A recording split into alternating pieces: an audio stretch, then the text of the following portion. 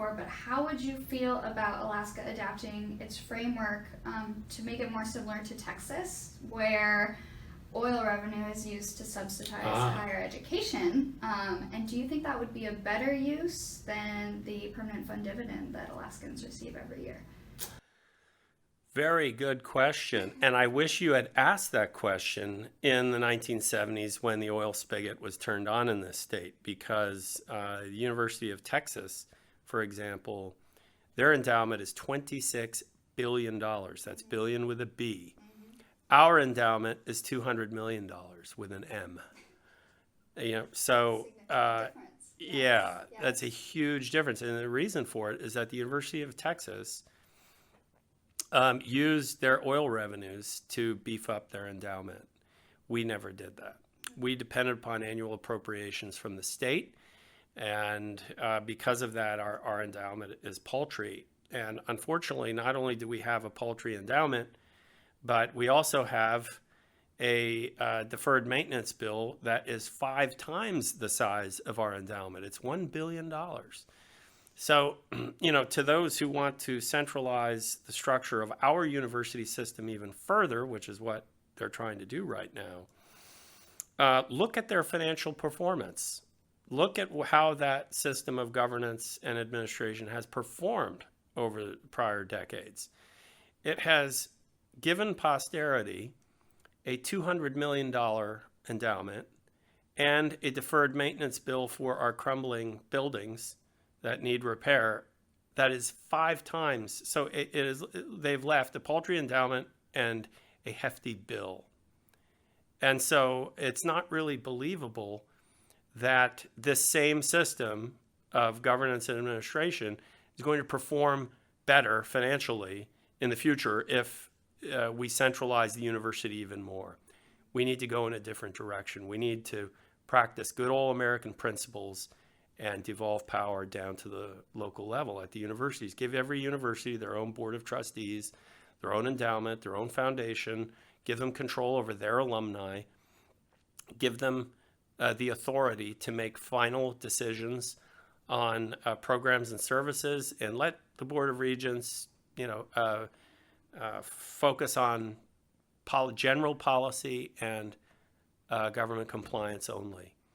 And then what you will see is improved management at the university systems and so on. But, the question about oil revenues, we missed the boat decades ago. We might have, the university could have had a much better endowment that we could have relied upon in difficult financial times like this. Something like our permanent fund here in the state of Alaska. Our endowment could have worked the same way.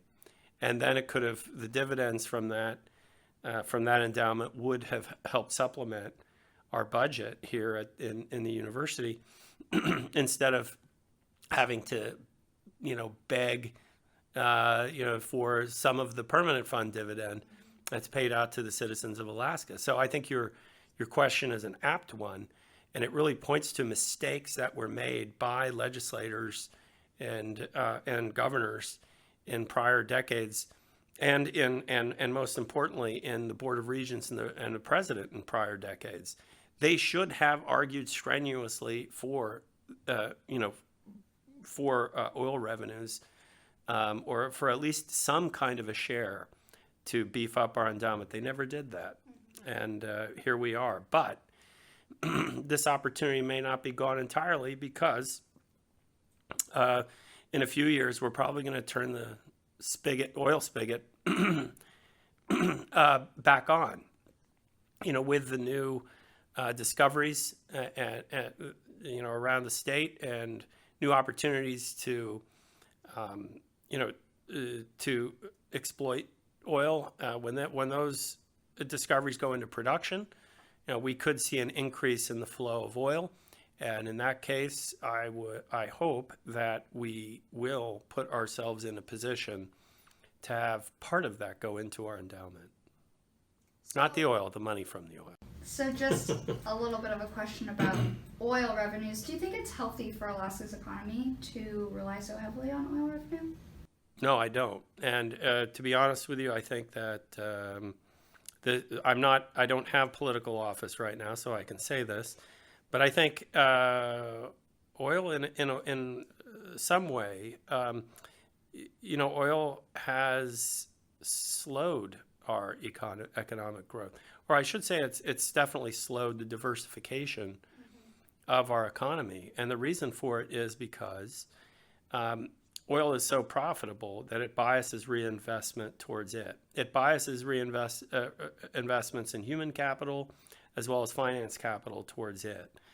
And what that means is because everybody was looking to profit in some way, either through their employment or through, by developing a business for ancillary oil, services in the oil sector, the petroleum sector, or outside finance capital coming in and investing in oil production. What it has meant is that investments of human capital and finance capital that might otherwise have been directed towards entrepreneurial development and the development of other economic sectors that might help diversify the Alaska economy, we haven't made those investments. So oil is a mixed blessing because it does provide cash surplus over the short term. The problem with it is that oil, if you're a single resource economy, you are entirely dependent upon that single resource.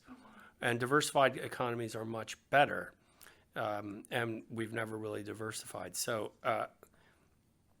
as a former high-tech executive who ran with venture-backed high-tech companies, it's been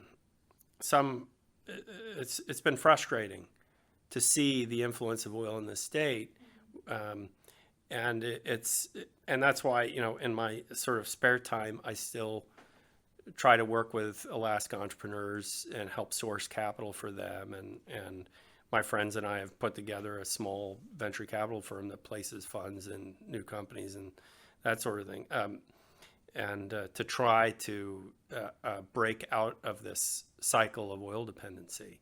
And we see what happens when we go through a downturn in the price of oil.